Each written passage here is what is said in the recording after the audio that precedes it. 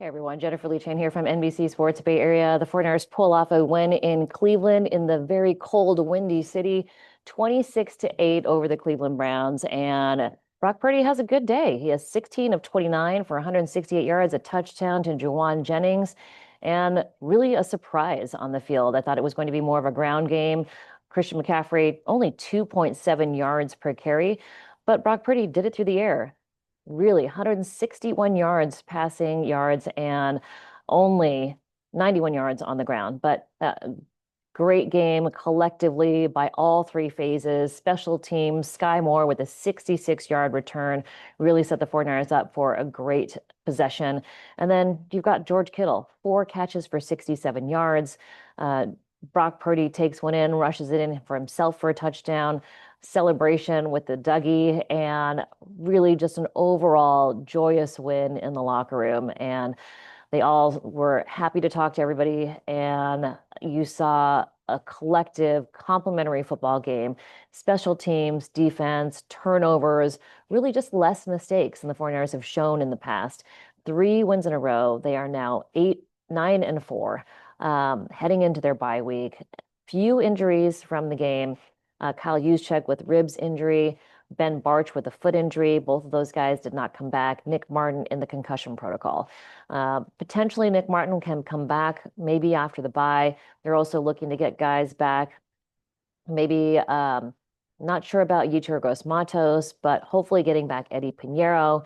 We'll see how he goes. Tatum Bethune also could be back after the bye. So getting much needed rest after they leave Cleveland. They've all headed out. The locker room is empty. But I think this is a good confidence building game for the 49ers. They had a lot of plays. I spoke to Malik Mustafa after the game, and he was flying around like a missile. Few missed tackles previous to this game, and now just I think the timing and the angles that he's taking, he said it's all coming together for him. He feels much more confident on the field. And then Cleveland Ferrell, guy who came in at the trade deadline, right before the trade deadline, along with Keon White. Cleveland Ferrell gets 2 sacks on the day. Keon White gets one. Cleveland Ferrell now has 4 sacks in 4 games.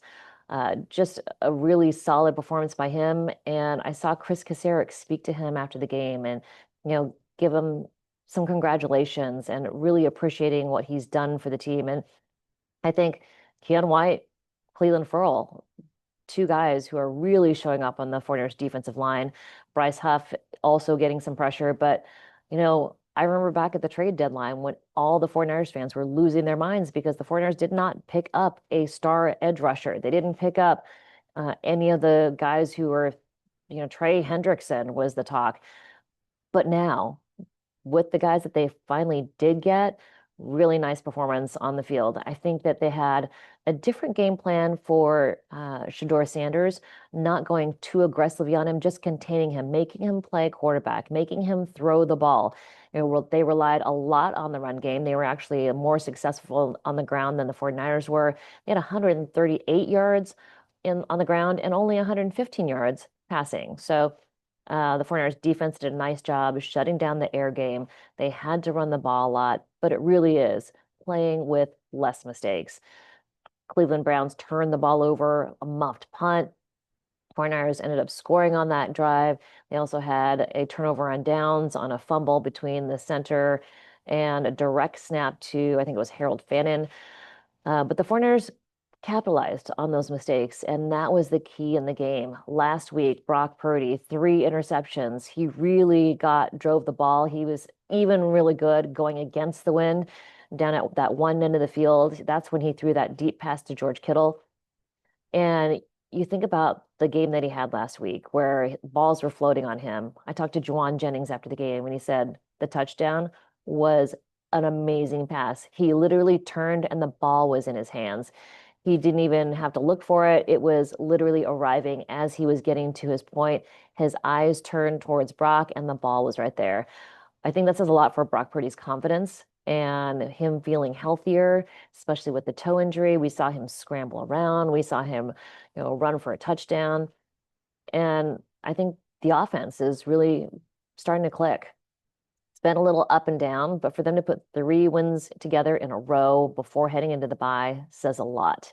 And it's great for the confidence, great for their momentum going forward. They welcome the Tennessee Titans at Levi's Stadium when they head back home. And then it's the three really tough games. It's the Indianapolis Colts, it's the Seattle Seahawks, it's the Chicago Bears, who are playing really well. I know that's not in the right order, but those three teams are playing really good football, and those are going to be tough games.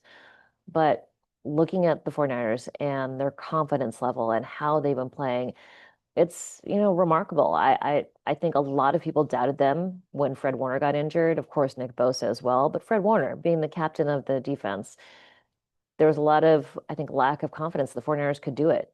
And then after that, Brock Purdy coming back, are they going to be able to do it? So many different, up and down, win, loss, win, loss. And finally, they put three games together. They get a little rest. Kyle Juszczyk will get a little break, heal up the ribs. But the game plan they had to slow down Myles Garrett was really, really nice. Trent Williams, he got him on one play, but he was like, hey, he's going to get one. He's going to get one or two. Better to have zero. But for Myles Garrett to only have one sack of Brock Purdy in this game, kind of fake to the outside, slid on the inside. Trent Williams missed him. But ultimately, really nice game plan. I had my binoculars out and I was watching Trent versus Myles Garrett when he was over there. He did line up on the right side as well. So Colt McKivitz did a nice job. They also would have tight ends. Luke Farrell was out there blocking. And I asked Luke Farrell, I was like, what was the game plan? He's like, it was just, not following Myles Garrett wherever he went, but just to make sure they had an answer for him, make sure that they were going to get the ball out quickly. They were going to rely on Christian McCaffrey to get the ball out of the backfield with carries. But the confidence that these guys have now coming out of this game, especially with a really tough defense, to put 26 points up on a defense that has really shut down quite a few offenses. I mean, they destroyed the Raiders last week.